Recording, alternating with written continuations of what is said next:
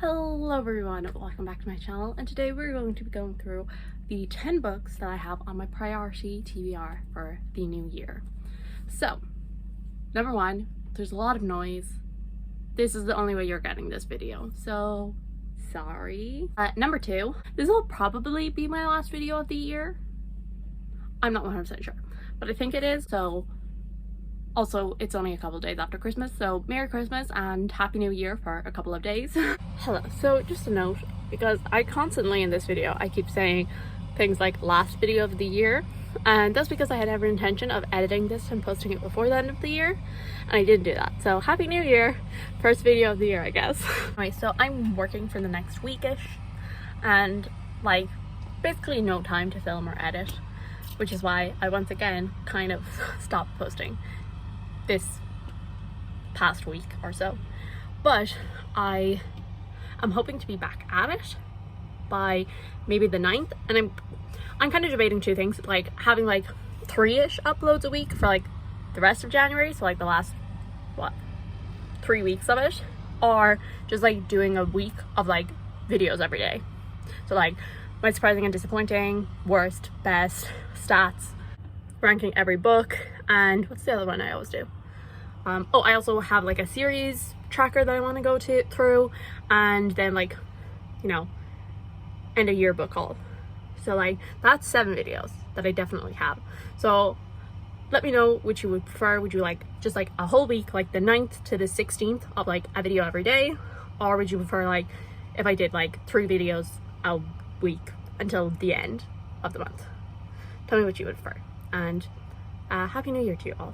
I'm pretty sure this is going to be my last video of the year, and then in the new year I'm going to start doing my worst, my favorites, surprising and disappointing, all of those kind of ones, mostly because I can't do them in December, because I'm always like, but what if that very last book I read is a 5-star? And I will say I'm finally going to defeat this. If you've been around since like the start of the year, I started this back at the end of February. I got 60 pages in and then just kept saying, I'm gonna read it this month. I'm gonna read it this month. And I'm not finishing this year without finishing this book. So I am 166 pages in. I'm loving it. So like, could be a 5-star, could make it to the favorites. But that is not the point of this video. The point of this video is to talk about some backlist books that I want to get to in the new year, which also this could also be titled series I want to start in the new year, because like almost all of them are series. So also I have my new bullet journal. I've only started setting it up. So the first priority backlist book that I have is The 100,000 Kingdoms by N.K. Jemisin. So this is part of the Inheritance trilogy, I believe it is called, and I'm not 100% sure of the actual plot of it. I have read the entire Broken Earth trilogy, really enjoyed it, and I gave them all 4 stars, I believe. Yeah, I think I gave them all 4 stars. I did like the last one less than I liked like the first one, but I overall enjoy that series. I know a lot of people don't like her. It's like Dream Blood or something to do with dreams anyway. I know a lot of people don't like that. I'm still kind of intrigued to read it, but I have heard very good things about this. Definitely not as hyped as the 5th season is, but I have heard really good things about it. And I do think the first one is, I think they're companion novels, and I think the first one has like a small bit of like romantic element to it, which I'm intrigued about. But that's about it that I know about it. I think there's gods, and yeah, that's about it. This one is the next series that I definitely want to read from her, because I think after the 5th season this is definitely the like most highly acclaimed. So then number 2 is Paladins Grace by T. Kingfisher. So again, a lot of these I don't really know the plot. Like this one I saw on SCRIBD, the audiobooks are available to me, and I've read 4 I can't remember. It's either 3 or 4 T. Kingfisher books this year, and I've enjoyed them all. Not a new favorite author or anything, but solid. And this one is a series, and I think it's Brightness Katie Reads has loved this series, and that's all I'm going on. As far as I can tell from so like Paladins Grace, it follows someone who used to be a paladin, and I believe he encounters someone and then they witness an assassination and then they're trying to figure out what the hell is happening, which sounds interesting. Then on to number 3, that is going to be The Ally of Law by Brandon Sanderson. I kind of said, well, I didn't actually, it wasn't like an actual goal, so I didn't fail it. But, you know, in the back of my head, I was like, oh yeah, I want to like continue to get through Brandon Sanderson's Cosmere. And I mean, technically I did because I read Elantris, but that's about it. I will say, big slump, wasn't reading a lot of chunky fantasy, so like Stormlight is gonna have to wait until I'm like prepared. But Mistborn Era 2, you know, they're smaller. I can do that. Though I'm not sure will I enjoy them because of the whole like Western thing. I do not like Westerns. But I'm obviously gonna give it a go. It takes place, I think, like a couple hundred years after the original series, and things have obviously changed. They're a lot more modern, hence Western, instead of like, you know, usually more medieval kind of time. And you know, there's guns and things like that, so I'm intrigued as to how the magic system will work. Also a little nervous about that, so we'll see. And because like the thing is, I do really love like a classic kind of fantasy feel, so yeah, a little nervous, but we're gonna be optimistic. On to book number 4 that I would like to read in 2023 is Alice by Christina Henry. I want to read actually a good few more Christina Henrys. I'm kind of like, I should get more into horror, but also, am I the kind of person who likes horror? Like, I'm not sure. I'm not the kind of person who likes horror movies. I have read only a handful of horror books and they have been hit or miss for me, but the hits have been mostly Christina Henry, which is Lost Boy and Near the Bone. And so I definitely want to read more of her backlist. So I haven't heard the best things about The Girl in Red, and which also I think is kind of dystopian, so I'm not the biggest dystopian fan. And I also haven't heard the best things about, oh, what's The Mermaid? Is it just The Mermaid, or is there more to that title? I can't remember. But I feel like Alice and The Ghost Tree are definitely 2 that I am intrigued to read. And this is one of the ones where I was like, technically it's a series, but like, we'll see how it goes. Because I believe it was Alice and then the sequel is Red Queen maybe. And I just know that it is a messed up retelling of Alice in Wonderland, and she's not sure if what she experienced was real or not. And as far as I know, it does get pretty messed up, and there are some like trigger warnings that you should check out for it.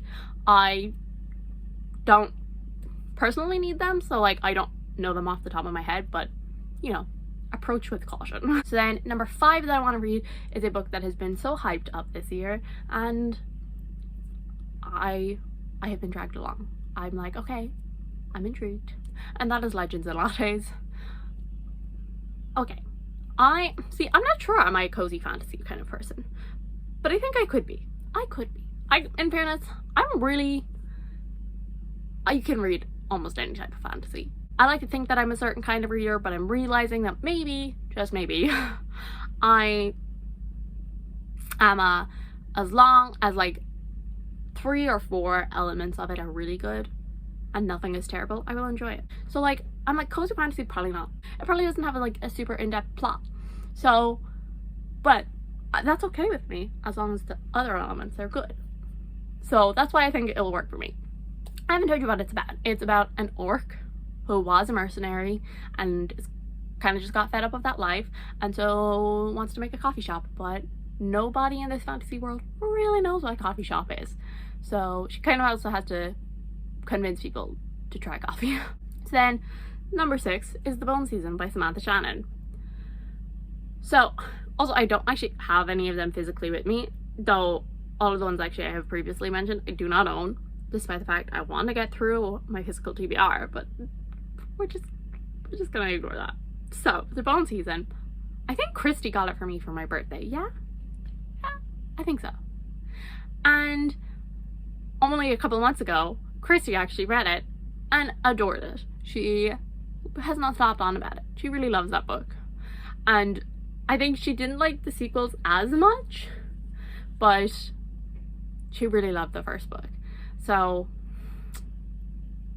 I am intrigued. Her love of it did get me really excited. I almost picked it up, but I had other books that I needed to read at the time, so I ended up being like, no, focus on what you need to get through and you can read that. And then by the time I had finished what I needed to, like, the moment had passed. But like, next year I will get to it. I am a little nervous about it because it is a dystopian. As far as I know, it follows Paige Mahoney, and she is a clairvoyant, which is illegal in this society. I think it's kind of futuristic, and so like obviously it does have that fantasy element of like clairvoyance, but you know, it is more of like a dystopian future, and she basically gets caught with her powers, and then I don't know, she gets taken somewhere and the whole world like opens up. I'm like intrigued, but dystopians so rarely work out for me. But also, most of the dystopians I've read have been YA, so I'm like, this is an adult book, it has fantasy elements. Maybe that's the key to me liking dystopian. So we're gonna be optimistic about it. Then number 7 is Malice by John Gwynne. This is a pretty old book on my TBR at this stage. Like, I bought it in like 2021, which doesn't sound like that long, but for me that is. Oh, I was about to say I think I bought it because of casting, but I actually don't think so, because I think she only read it at the start of the year. So I bought it before then. I think I just bought it because it's a pretty hyped book, and so it's been sitting on my shelf for over a year at this point, and Cassidy read it at the start of the year, loved it. I've seen a good few people reading the sequels. I think, was Jade reading the sequels or thinking about reading the sequels? Cassidy was reading the sequel. I think Mel might have been. Either way, a lot of people talking about the series, and I need to get on it. I think there's some sort of prophecy, and there's like 2 people involved in it, and we don't know who's who in it. That's about all I know about it. Obviously epic fantasy, and you know, I think is there like giants involved? I am simply someone who just follows the crowd. They're like, read this book. I'm like, okay. So I don't know what they're about. I'm just like, I'll read it. Book number 8 is actually another book that I own but don't have with me, obviously. I don't have any books with me except for The Memory of Souls. And that is The Wolf of Oren Yarrow by K.S. Veloso, I think. I'm trying to remember. I think is it Hannah Blackwell is doing a readathon for this series in the first couple of months of the year. I'll leave it linked down below if I can find it. And so I'll probably participate in that, so I'll get ticked off the list. But I actually picked this up secondhand, and I'm intrigued is basically why I picked it up secondhand.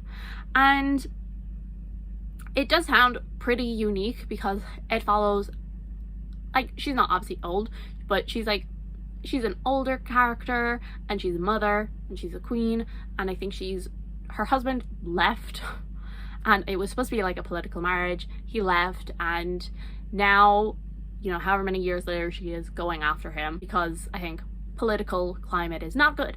So I think she is like going after him to try and, you know, figure this out, basically. And I'm intrigued by it. It sounds very political, which I love, and also has a really great title name, so. Even though I think they've changed actually the series name, which is very upsetting. Then number 9 is going to be A Monster Calls by Patrick Ness. I've been saying I'm going to read this book for years now, and I have not read it. I have read 4 books by Patrick Ness. I read The Rest of Us Just Live Here, and I have read the entire Chaos Walking trilogy.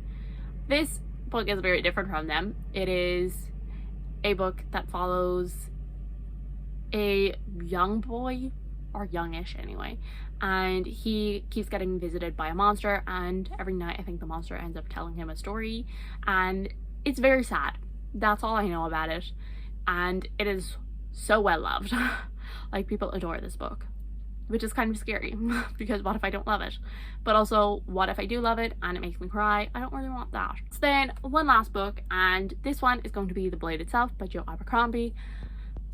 So this is the first book in the First Law trilogy and in the like First Law universe or whatever.